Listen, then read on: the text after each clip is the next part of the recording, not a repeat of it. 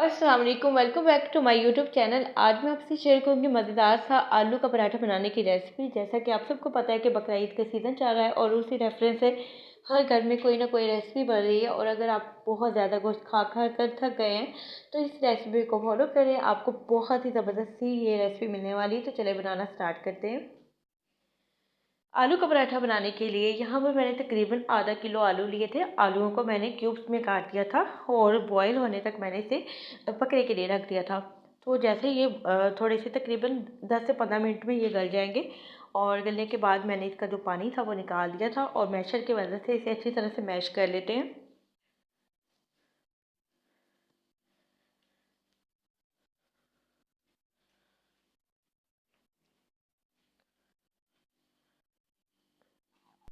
आलू यहाँ पर ठंडे हो गए। ठंडे होने के बाद मैंने एक प्लास्टिक के बाउल में इसे शिफ्ट कर लिया।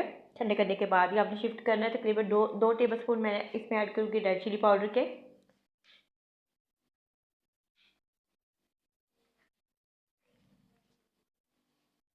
हाफ टी स्पून मैंने इसमें ऐड किया है नमक। और 1 टीस्पून मैंने इसमें ऐड किया है चिकन पाउडर। तो हम इसमें चिकन पाउडर ऐड कर रहे हैं, उसमें भी नमक होता है। तो आपने देखना है कि कितना आपने नमक खाना है, तो आपने उस हिसाब से इसमें नमक ऐड करना है। 1 टेबल स्पून मैंने इसमें ऐड किया है साबुत खुश्क धनिया। हाफ टी स्पून इसमें जाएगा गरम मसाला।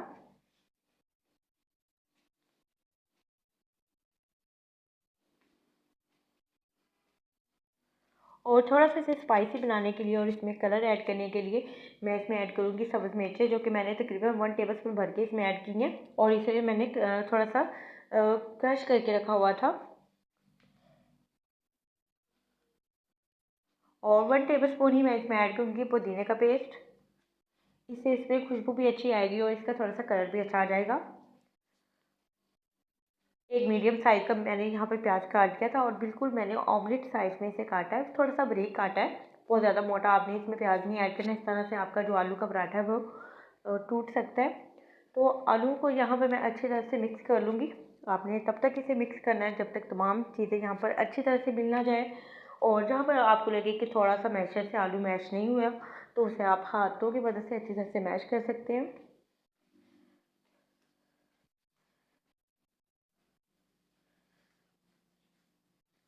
तकरीबन 2 से 3 मिनट लगाकर मैंने इसे अच्छी तरह से मिक्स कर दिया था।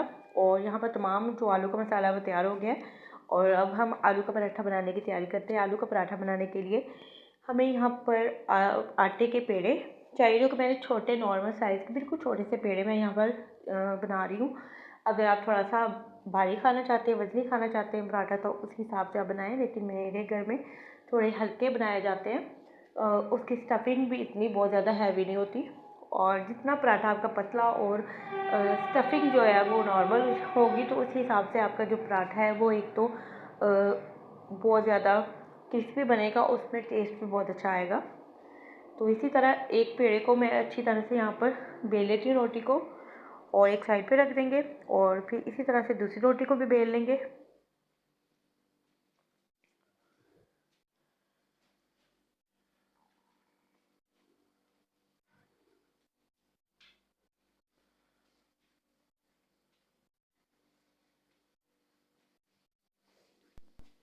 और यहाँ पर मैंने जो एग से आलू का पोर्शन बना कर रखा हुआ था वो मैंने इसमें ऐड कर दिया। ऐड करने के बाद ऊपर से दूसरी रोटी से मैंने कवर कर दिया। फिंगर्स की मदद से कॉर्नर्स को आपने अच्छी तरह से बंद कर लेना है।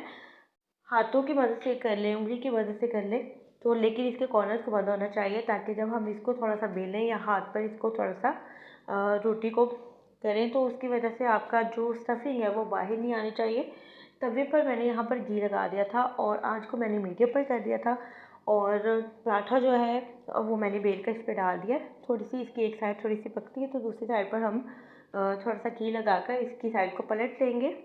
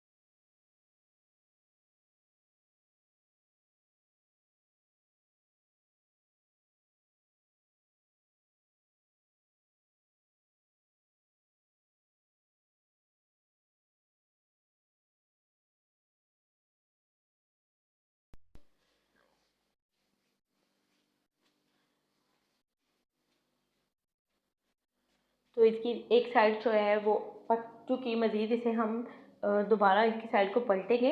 और बिल्कुल आपने एक साइड पर इसको नहीं रखना, इससे आपका पराठा जल सकता है। और आंच को बहुत ज़्यादा आपने हाई पर नहीं रखना, मीडियम आंच पर अगर आप इसे फ्राई करेंगे तो पराठा बहुत ज़्यादा क्रिस्पी बनेगा। तो इसी तरह से मैं इसके जो कॉर्नर्स हैं वो फोल्ड करके एक दो साइड पर इसके चेंज करूँगी। और जिस तरह का आपको क्रिस्पी पराठा खाना है उसी हिसाब से आप इसे फ्राई कर सकते हैं। तो मैं यहाँ पर थोड़े से डार्क स्पॉट थोड़े से इस पे आ जाते हैं, तो वो देखने में भी बहुत अच्छे लगते हैं और खाने में भी बहुत क्रिस्पी बनता है। तो मैं इसलिए इसे थोड़ा सा कलर दे रही हूँ। अगर आप थोड़ा कम कलर देना चाहते हैं तो आप उसी हिसाब से इसे फ्राई करें।